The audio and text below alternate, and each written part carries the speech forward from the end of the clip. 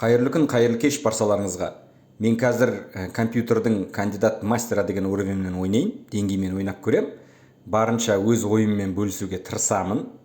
Ең алдымен бастамас бұрын лайк басып, қолдап кетіңіздер, каналға тіркеліп кетіңіздер. Егер де жаңадан кіріп отқанды болсаңыздар, ендеше кеттік, играть дегенді басайық. Осы жерде E4 ойнап жатыр. Қандай вариантты аламыз? Давайте скандинавский вариантын ойнап көрейік. Мен өзімнің любимый, жақсы сол вариантты қалай компьютер біледі екен, қаншалықты дебютті. Так, давайте тексеріп көрейік. Интересно. Өте жақсы ойнауда. Давайте C6 ойнайық. Қауіпті. Конь C6 ойнауға қорықтым. Потому что компьютер есть компьютер. Өте қатты көп жібермейді. Так, пока осылай ойнаймыз. Конь E5 ойнайды шығар, енді, скорее всего. Жақсы ход. Или слон G2. Так, H5 дейді. Ого, өте смело. Өте мықты. Кстати, менің ферзім ыңғайсыз тұр, соны пайдаланып жатыр. Так, неужели мен бұл жерде конь G4 ала алмаймын? Или болмай ма? Так, H5 ойнайды, мен слон F5. Пешкіні маған беріп тұрған жоқ па осы? Ну, давайте алып көрейік, қызық болсын. Өте қызық болсын. Аха. Жарайды. Так. Одан кейін конь E5 алу мүмкін, я? Өте қызық ойнауда. Өте қызық ойнауда. Так, жарайды, H5 ойнайық. Енді атымды жейді, сосын конь E5-тен қорқамын негізі осы варианттан. Қазір конь E5 ойнайды. Бірақ енді амалым жоқ, басқа менде вариант жоқ. Өте мықты. Фигурасын беріп жатыр, вообще түсінген жоқпын. Давайте. Жик. Қорқпаймыз еш нәрседен. Охо. Солай ма? Так, жарайды. Ферзіміз қауіпте тұр, сондықтан давайте үйге қарай қайтайық. H5 дейді. Так, слонды давайте мына жерге қойып қояйық бірінші.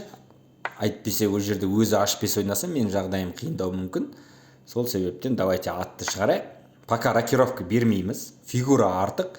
Ұтып атқан кезде кез келген размен біз үшін тиімді. Так. Давайте рокировка жасайық. Пока онда рокировка жоқ. Енді қазір өте қарқынды шабуылды ұйымдастыратын боламыз. Так.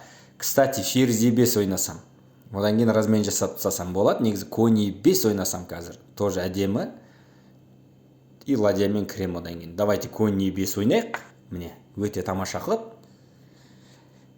Так, бұл жерде ладья D5 бар, конь F шах бар. Варианттар өте көп. Так, қалай ойнауға болады бізге? Конь F шах берсем. Ладьямен алсам, конь E5. Давайте пока ладьямен алайық, қызық болсын. Так, конь C3 ходын көрмей қаппын. Өте тамаша ойнауда.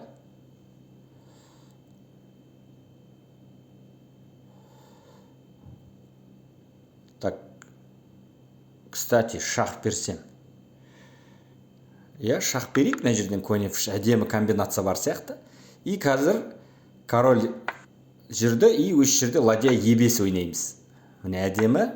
Көрдіңіздер, ферзін ұстап алдық. Атпен жапса да бәрібір жағдай өте қиын болатын. Так, енді ферзь артық. Қанша жерден ұтып жатсақ та, естеріңізде болсын, не жасауға тырысу керек. Развитие фигура дейді. Фигураларыңызды шығармасаңыздар қауіп всегда болады. Әрқашан.